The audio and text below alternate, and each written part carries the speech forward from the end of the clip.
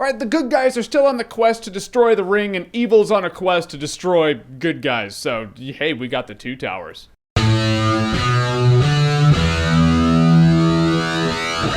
The Lord of the Rings, The Two Towers. Warning this time, as before, this is going to be completely spoiler-filled, so you've been warned. There's no other way to talk about Lord of the Rings than to just spoiler it out. So as we saw at the end of the Fellowship of the Ring, the Fellowship is completely split off. Boromir died. Frodo was like, I'm going to Mordor alone, and then Samwise Gamgee's like, I'm going with you. So the two of them went off to do that. Merry and Pippin, the two other hobbits, were captured by Uruk-hai, which are pretty much orcs on steroids. Then Aragorn, Legolas, and Gimli are like, we're not going to abandon them to get tortured to death, so we're gonna go get our two hobbit friends back. So they're going after Merry and Pippin. Now we enter the Two Towers. And this movie starts out awesome. It's just going over the mountains, then you hear Gandalf throwing down with the Balrog, and it goes into the mountain and it shows him toe-to-toe with the Balrog, and he's like, you shall not pass! Bam! Then the Balrog falls, he whips Gandalf's leg, and then he falls, and he's like, fly, you fools.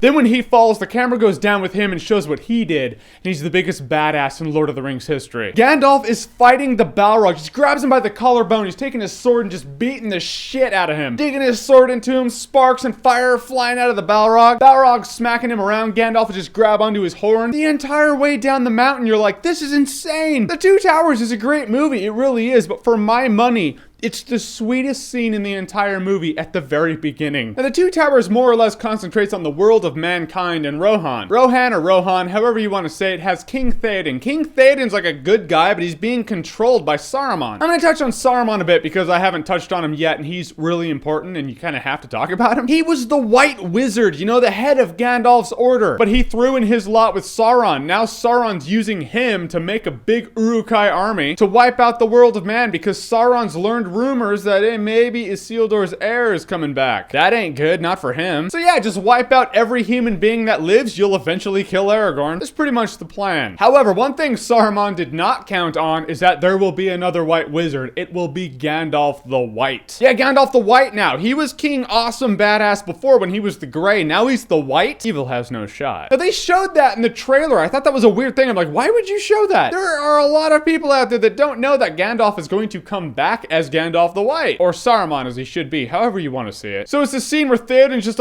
he looks all crippled and gross and old, and Gandalf pretty much performs an exorcism with his staff against him, and Saruman's like, if I go, Theoden dies. And Gandalf overpowers him, and I love that scene for two reasons. One, Saruman learned that there is another White Wizard, and it is Gandalf, in which he is in trouble. And two, he's in trouble because Gandalf overpowered Saruman for the first time like ever. Yeah, Saruman learned a little bit of news of that day that just, it wasn't good news, not for him. Jumping over here, we have Frodo and Sam. It's pretty much, you know, the entire point of this entire story. Frodo is still going to Mordor to drop the ring into the volcano to take out Mr. Evil. Only thing is he doesn't really know the way. He and Sam are going in circles. The ring is really becoming a burden to Frodo. You really see the gravity of the situation weighing on Frodo, in which case, Samwise Gamgee, you see his role in this whole thing. Samwise Gamgee is Frodo's motivation. You really see that in the Two Towers. It culminates in Return of the King, but this is the first time you're like, oh, I get it. Samwise is actually badass. Awesome. But you see the scene stealer in the entire movie, and that is Gollum. Andy Serkis as Gollum was like, it was one of those roles where you're like, this is one of the most memorable performances ever. Gollum is a really wretched little creature. You've probably seen Gollum by now. He had the ring for 500 years, and he really wasn't much different from a hobbit when he first got it. The ring is so evil and so corrupting. Gollum is the end result of this. So you kind of look at Gollum, you're like, yeah, Frodo, you should really make haste with the process, or else you're gonna be like Gollum. Gollum's just such a tormented creature. You're like, you can tell he kind of wants to be good, but the dude has like multiple personalities, so he has this other voice in his head. There's a scene where he's talking to himself, and he's like, no, not master. Yes, precious face. Master's my friend. He don't have any friends.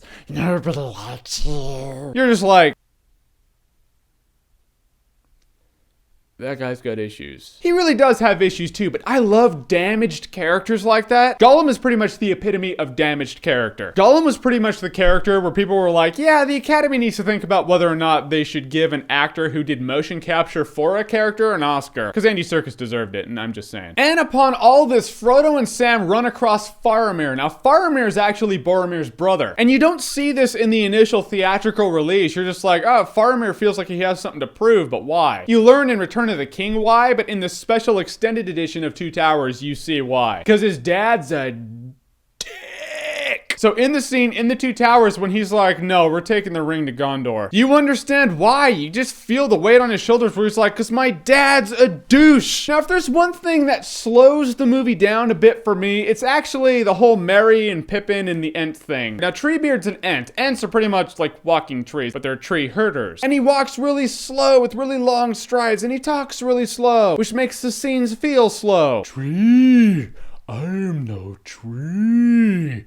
I am an Ent. He talks a lot, and he talks about stories. You're supposed to feel this way because you're supposed to feel how Merry and Pippin feel, which is like, dude, we're hanging out with this really old guy who tells stories that we don't care about, and it's really putting us to sleep. However, you kind of feel that way too, so you're like, let's speed these scenes up, please. Get back to the whole Rohan thing, and Helm's Deep, and Frodo and Sam, and Gollum. Gollum would be great. Let's show more Gollum, because Gollum's awesome. Now again, I love Treebeard, I love Merry and Pippin, and it doesn't detract from the movie as a whole. In fact, at the end, when they see Isengard and they're like, no, we're gonna beat the piss out of Isengard because Saruman's a douche. And they just throw rocks and they unleash the river. You're like, okay, this is awesome. Leading up to it was a bit like, okay, filler time. Let's get back to the other stuff. Then you get to the Battle of Helm's Deep. All these human beings are bottlenecked into this little stronghold. And they're like, we're totally gonna hold this. 10,000 Uruk-hai come tromping up and they're like, yeah, I don't think you're going to. In fact, I'll bet you $1. They don't really bet $1. They just start beating the shit out of the place. And the battle is awesome and it's intense and it's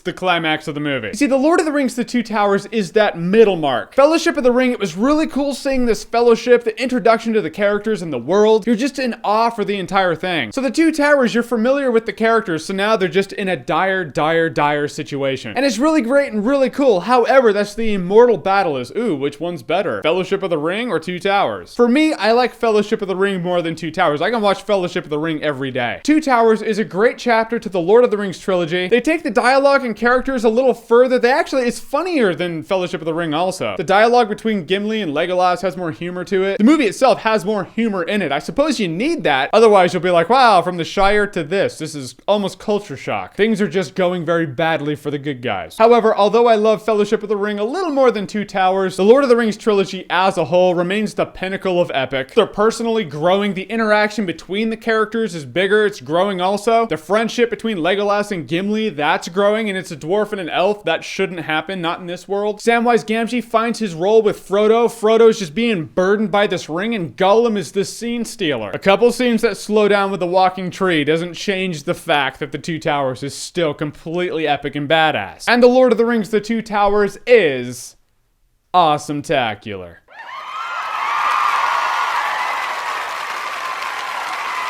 Alright, so The Lord of the Rings The Two Towers, what did you think of it? And what did you think of it compared to The Fellowship of the Ring? Whatever you thought, comment below, let me know. And as always, if you like what you've seen here and you want to see more, click right here to see more.